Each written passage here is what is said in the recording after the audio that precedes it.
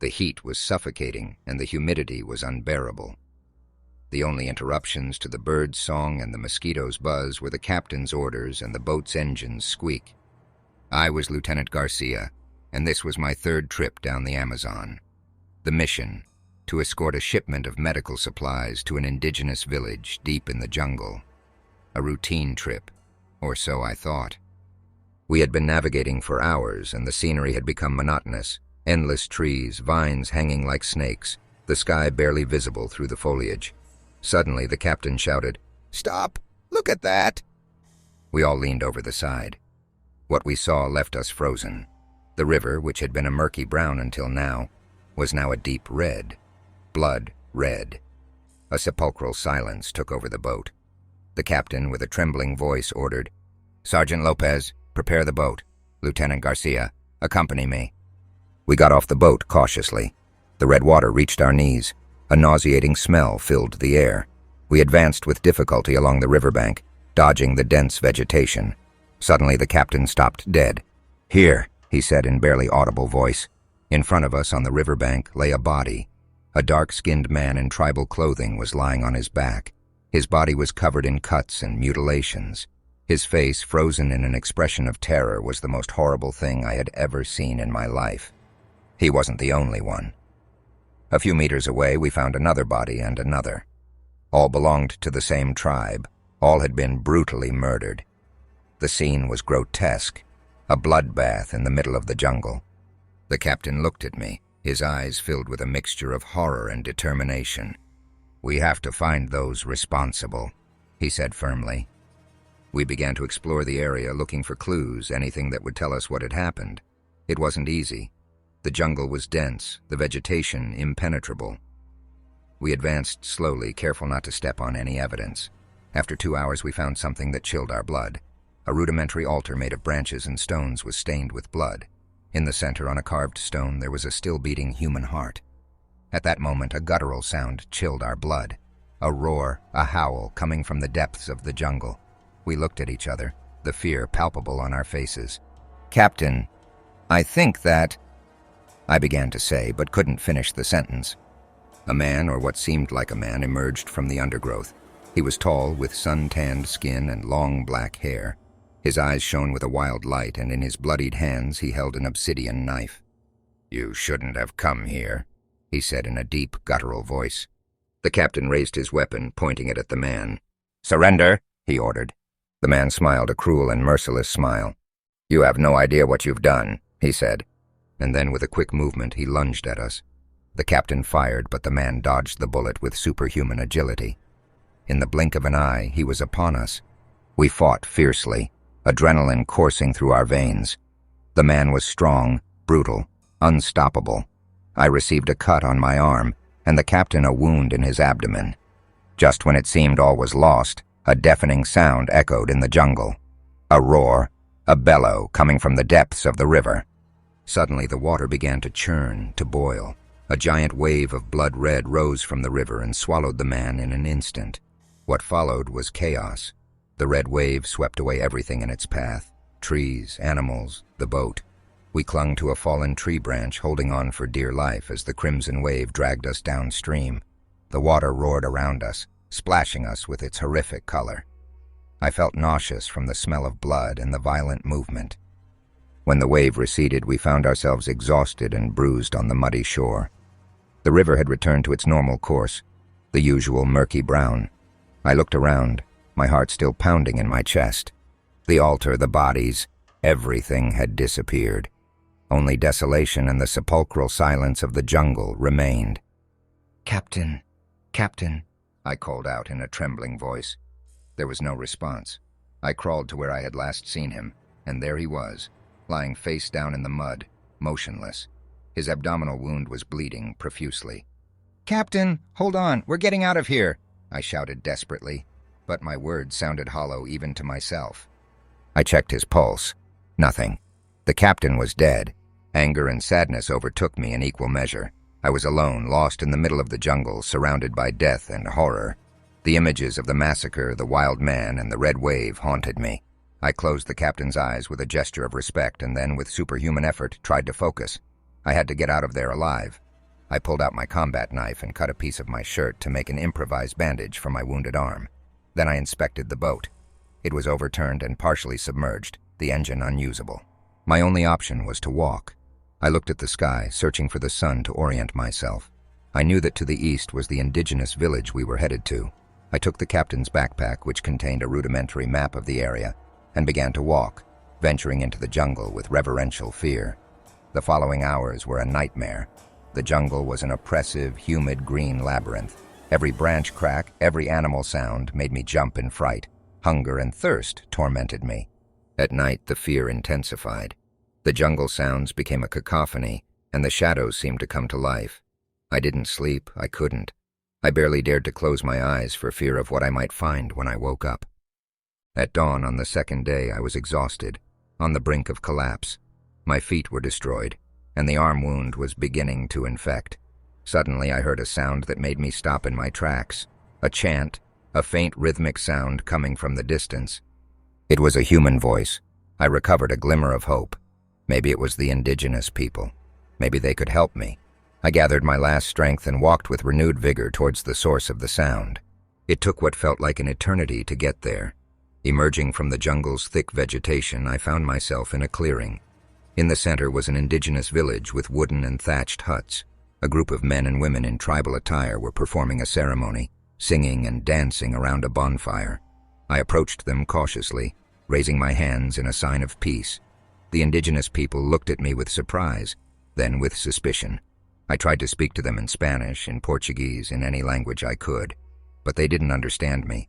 However, through gestures and facial expressions, I managed to make them understand that I was alone, injured, and lost. They welcomed me with caution, but also with humanity. They treated my wound, gave me water and food.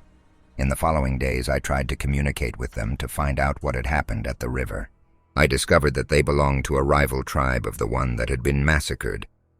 They told me legends of an ancient evil that inhabited the river, a vengeful spirit that demanded human sacrifices. The killings at the river were rituals to appease this entity. By shooting the wild man, the captain had broken an ancestral taboo, awakening the river spirit's wrath. The red wave was a manifestation of its power. The sun beat down on our heads as we advanced through the arid mountainous region. Dust rose with each step, creating a haze that made visibility difficult. The heat was suffocating, the thirst unbearable. I was Sergeant Lopez, and this was a mission I would never forget. The order was to investigate a series of attacks by a blood-sucking creature dubbed by locals as El Chupacabras. We had heard terrifying stories, animals mutilated without a drop of blood, with 2 small punctures on their necks. Some villagers even swore they had seen the creature, a humanoid beast with sharp fangs and blood-red eyes. At first, most of us didn't believe in those superstitions. We thought it was some wild animal, an unknown predator, but the evidence was irrefutable. The attacks were multiplying, fear spreading like a plague. We had been scouring the region for days, interrogating locals looking for clues, but we found nothing concrete. The creature seemed to act at random, leaving no trace. One night, while we camped under a starry sky, Sergeant Garcia, a man hardened by 1,000 battles, confided his worries to me. "Lopez, this doesn't smell right to me. I don't think we're dealing with a common animal." "I know, Garcia," I replied, "but so far we have no proof otherwise." That same night, horror struck close to home. A soldier, young Perez, was found dead in his tent. His body was pale, bloodless, with 2 small punctures on his neck. A chill ran down my spine. The chupacabras had attacked in our own camp. The tension was palpable. The soldiers murmured, some even talked of deserting. I couldn't allow that. We had to find the creature, no matter the cost. The next day, we divided the squad into small groups to cover more ground. I joined Captain Martinez's group, a brave and experienced man. We scoured the area for hours, finding nothing. Frustration and fear began to take hold of us. Suddenly, a guttural sound chilled our blood. A terrifying howl came from the mountains. "There! Look!" shouted one of the soldiers, pointing towards a cave on the mountain slope. From the cave emerged a humanoid creature with scaly skin and blood-red eyes. Its sharp fangs gleamed in the sunlight. The chupacabras. Captain Martinez, without losing his composure, ordered us to open fire. The bullets struck the creature but seemed to have no effect. The chupacabras roared in fury and charged at us with terrifying speed. A fierce battle ensued. We shot at the creature, stabbed it, but nothing seemed to stop it. Its sharp claws tore through flesh, its fangs. One by one, my comrades fell. Captain Martinez was the last to succumb. The creature lifted him off the ground and bit his neck, drinking his blood greedily. I was the only one left. Terrified, but with adrenaline coursing through my veins, I pulled a grenade from my bulletproof vest and threw it at the creature. The explosion was deafening. A shower of stones and dust enveloped us both. When the cloud dissipated, the creature was gone. Only a smoking pool of blood remained on the ground. I fell to my knees, exhausted and trembling. I had survived, but at a high cost. My comrades, my friends, had died because of a creature most considered a myth. I will never forget that night. The night I faced the chupacabras and saw darkness and horror take over the sunlight. Upon returning to the base, I reported what had happened. Some believed me, others did not. But one thing was certain. The chupacabras was real, and I was the only witness to its existence. I've lived with the memory of that night for years. A memory that torments me, that forces me to look over my shoulder every time I walk down a dark alley or venture into a forest. I've left military life. I couldn't bear the thought of facing something like that again. But the nightmares haunt me. I dream of the chupacabra's red eyes, its fangs closing in on my throat. I wake up drenched in sweat, my heart hammering in my chest. A few days ago, I received a package in the mail. I opened it cautiously, and inside was a yellowed newspaper clipping. It was an article about animal attacks in a remote area of South America, attacks that eerily matched those of the chupacabras. Scrawled in handwriting on the margin of the clipping were the words, "It's not over, Lopez. It's still out there." The blood froze in my veins. Fear flooded me like a torrent. I don't know who sent that message or what their intentions are, but one thing is certain. The chupacabras is still on the loose, and maybe, just maybe, I'm the only one who can stop it. I've been training since then, learning survival techniques, hunting, and self-defense. I've researched everything I could about the chupacabras, looking for any weakness, any weapon I could use against it. I don't know if I'll face it again, but what I do know is that I can't sit idly by. I can't let it continue murdering innocent people. So I'm preparing my gear, making plans. I don't know where I'm going or when, but I will find it. And this time, I won't let it escape. This time, the chupacabras will face an enemy who not only has weapons and training, but also a burning thirst for revenge. Adrenaline pumped through my body as I boarded the plane that would take me back to South America. The newspaper clipping was crumpled in my pocket, a grim reminder of my goal. The journey was long and interminable. Every air pocket, every turbulence made me jump from my seat, imagining a sharp claw tearing through the fuselage. Upon landing, the humid heat enveloped me like a suffocating shroud. I headed to the area mentioned in the clipping, a small, dusty village nestled in the mountains. The villagers' fear was palpable. They spoke of mutilated animals, shadows lurking at night, and a strange silence that heralded the creature's arrival. I spent days interviewing the villagers, reconstructing the attack pattern. The chupacabras seemed to follow a specific route, attacking isolated farms along a narrow valley. One night, an old man told me a local legend.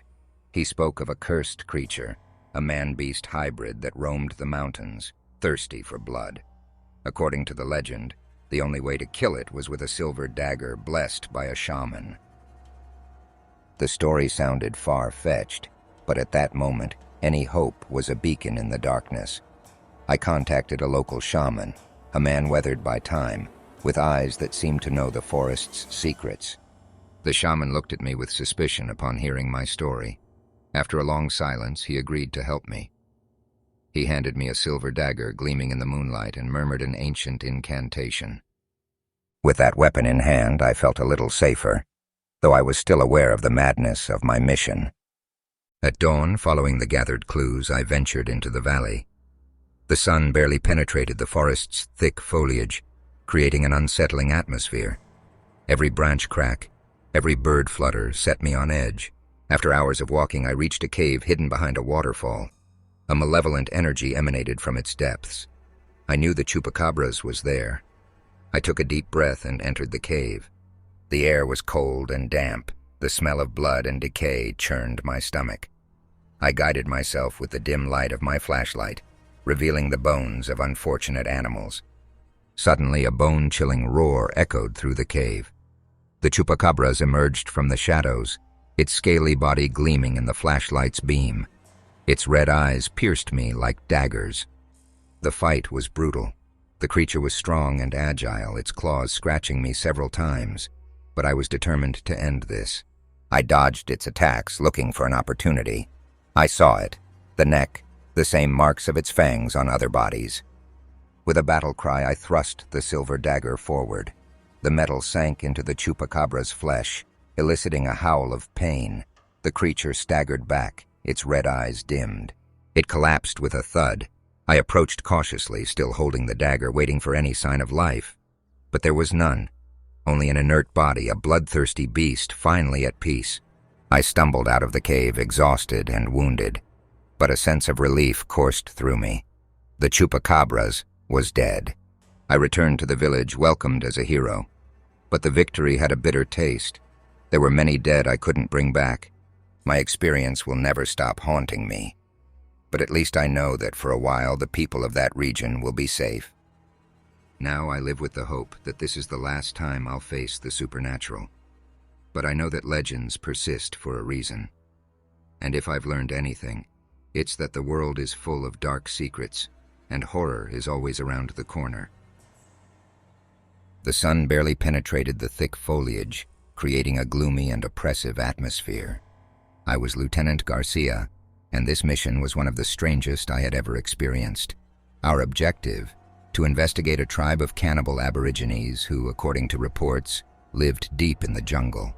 We had heard terrifying stories, macabre rituals, human sacrifices, and a taste for human flesh. Many of my comrades didn't believe in those superstitions, but I couldn't help but feel a shiver run down my spine. We had been navigating the Amazon River for days, following a rudimentary map provided by a local shaman. The scenery was monotonous, an endless green stretching as far as the eye could see. One day, while we were advancing along a narrow tributary, we spotted a village in the distance. The wooden and thatched huts stood on stilts on the riverbank. An expectant silence reigned in the place. As we approached, a group of aborigines came out to greet us. They were men and women with dark skin and robust build, wearing tribal attire made of feathers and skins. Their eyes watched us with a mixture of curiosity and suspicion. The expedition's captain, a man hardened by 1,000 battles, addressed them in a local dialect he had learned for the occasion. After a brief exchange of words, they invited us into the village. At first, everything seemed normal.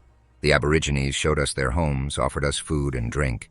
But as the day progressed, I began to notice unsettling details. The children looked at us with terror, whispering among themselves in a language we didn't understand.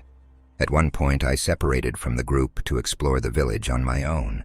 Suddenly, I found myself facing a rudimentary altar made of stones and branches. In the center, on a carved stone, was a human skull with cut and bite marks. A chill ran down my spine. There was no doubt these aborigines were cannibals. I returned to the captain and told him what I had seen. At first, he didn't believe me. But then one of the soldiers found a cauldron with human remains in one of the huts. The tension was palpable.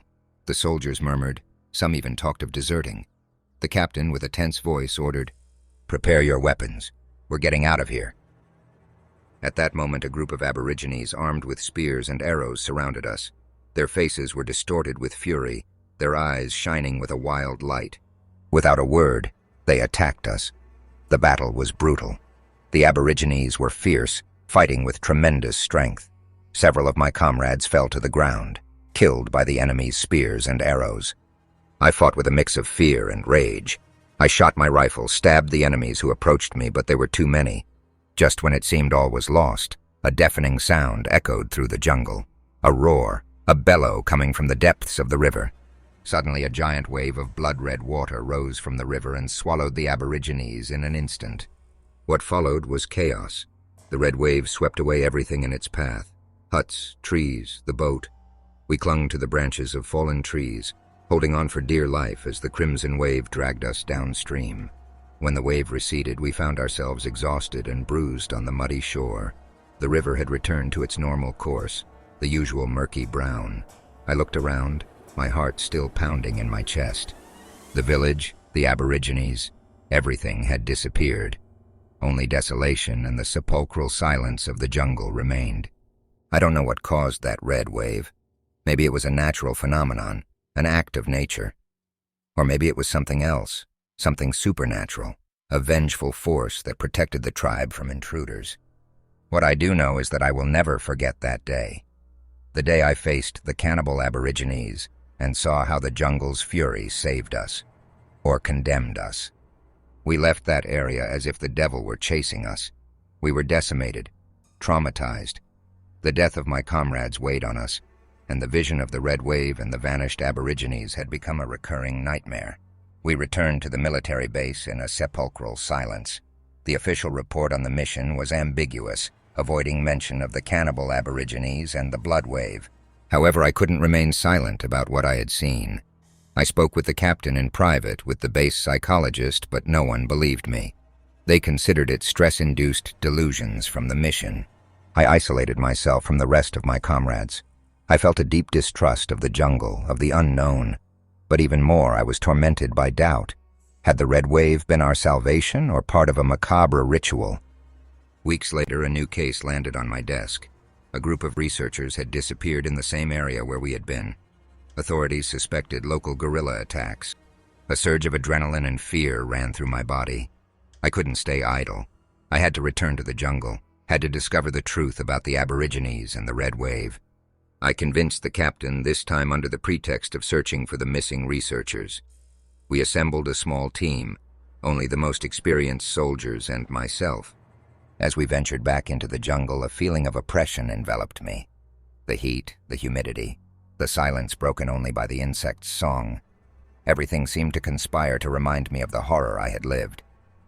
This time we moved with more caution. We followed the trail of the missing researchers, looking for any clues. Days of walking without finding anything. Hope dwindled with each sunset. Then we found it. An abandoned camp with the researchers' belongings scattered on the ground. And in the center, an altar of stones, just like the one I had seen in the village. There was no doubt. The Aborigines had attacked here, but something didn't add up. There were no bodies, no signs of struggle, just an eerie silence. As we explored the camp, I heard a guttural sound coming from the undergrowth. A sound that chilled my blood, the same roar that had preceded the red wave. My heart raced. I shouted to my comrades to take cover, but we weren't fast enough. From the undergrowth emerged enormous muscular figures with skin painted in vivid colors and sharp fangs protruding from their mouths. They were men, but not like those I had seen before. These creatures had superhuman strength and a wild look in their eyes. The fight was bloody and unequal. We fired our weapons, but the bullets bounced off their bodies as if they were stone. One by one, my comrades fell to their ferocity. I tried to escape, running into the jungle in hopes of losing them. I ran aimlessly, my heartbeats echoing in my ears. Suddenly, I tripped and fell to the ground. When I got up, I found myself in a clearing. In the center, an imposing figure watched me, taller than the others, with an exotic feather crown on its head. It seemed to be their leader. He spoke in a guttural language I didn't understand, but his look said it all. I was his prey. I closed my eyes tightly, waiting for the final blow. But it didn't come. Instead, I heard the same deafening roar. I opened my eyes and saw the leader creature stepping back, looking towards the river with terror. Then I saw it. The red wave was rising once again, threatening to engulf everything. The leader creature roared an order to his followers, and all of them fled into the jungle, disappearing into the undergrowth. The red wave arrived with a roar, sweeping away everything in its path. I clung to a fallen tree, holding my breath as the crimson water battered me. When the wave receded, I was exhausted, shivering with cold. The jungle was in complete silence, broken only by the sound of the river returning to its normal course. This time there was nothing. No village, no Aborigines. No trace of my comrades, only an even deeper desolation than before. I emerged from the jungle like a specter, staggering and delirious. They found me days later, downstream, clinging to a drifting log. I don't know how long I had been wandering, but the trauma and exposure had left me on the brink of madness. In the military hospital, under the watchful eyes of doctors and psychologists, I tried to piece together the events. I spoke of the cannibal aborigines, the giant creatures, and the red wave, but my words were again discredited. Post-traumatic delirium, stress-induced hallucinations, they said. No one believed me. But I know what I saw. The cannibal aborigines are real, and there's something else in that area, something ancient and powerful that dwells in the river's depths and protects its territory with terrifying fury. Now I live in seclusion, tormented by the memories. I'm an outcast in my own squadron, a man marked by the inexplicable, but I still believe in what I saw, and part of me longs to return and uncover the truth. Perhaps it's madness, perhaps it's obsession, but something tells me the story isn't over. The jungle holds secrets yet to be revealed, and the red wave could re-emerge at any moment as a terrible warning. And I, the only witness, the only survivor, can't help but wonder. Who is the real prey in this macabre game? The bloodthirsty aborigines, the hidden river creatures, or the intruders who dared to disturb their world? I was Corporal Rodriguez, and this mission was one of the most tedious I had ever experienced. Our objective, to patrol a mountainous area with no signs of enemy activity. We had been walking for hours, finding nothing but endless vegetation and bird song. The monotony was exhausting, the boredom a constant threat. Suddenly a soldier, young Perez, stopped dead. "Careful!"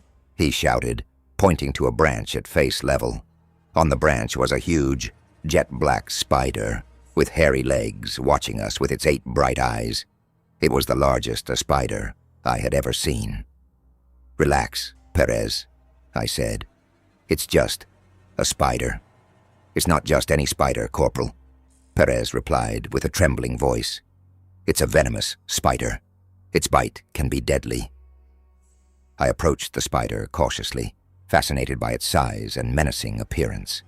I watched it for a few seconds, feeling a mix of curiosity and fear. "Don't worry, Perez," I said. "I'm not going to touch it." At that moment, the spider jumped towards me with terrifying speed. I tried to dodge it, but I wasn't fast enough. Its fangs sank into my flesh, injecting a burning venom into my body. A sharp pain shot through my arm, followed by a feeling of numbness. The area around the bite began to swell and redden. "It bit me!" I shouted, feeling panic take over. Perez rushed to me quickly. "Stay calm, Corporal," he said, trying to keep his composure. "We're going to get you out of here." Perez helped me walk back to the camp, while I felt the venom spreading through my body. The swelling increased, breathing became difficult, and a terrible nausea churned my stomach. Upon reaching the camp, the medic examined me immediately. "It's a very dangerous spider bite," he said gravely. "The venom is acting fast." They administered an antidote, but the pain didn't subside. Fever took hold of me, and I began to delirious.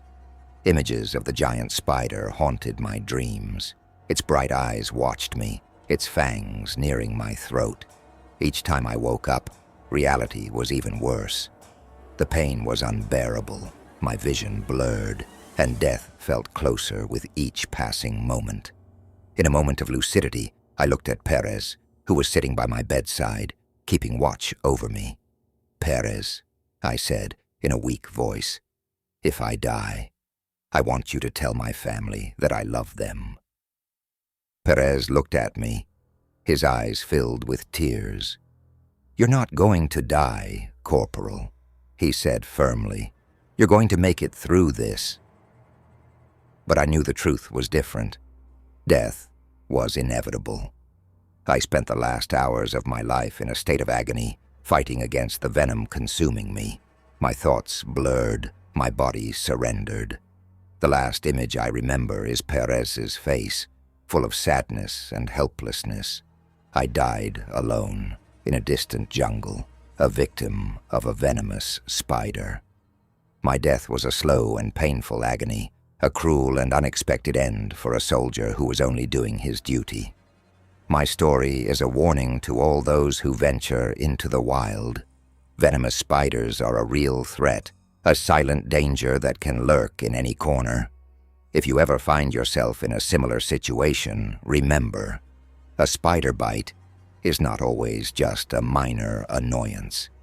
It can be the beginning of a slow and agonizing death.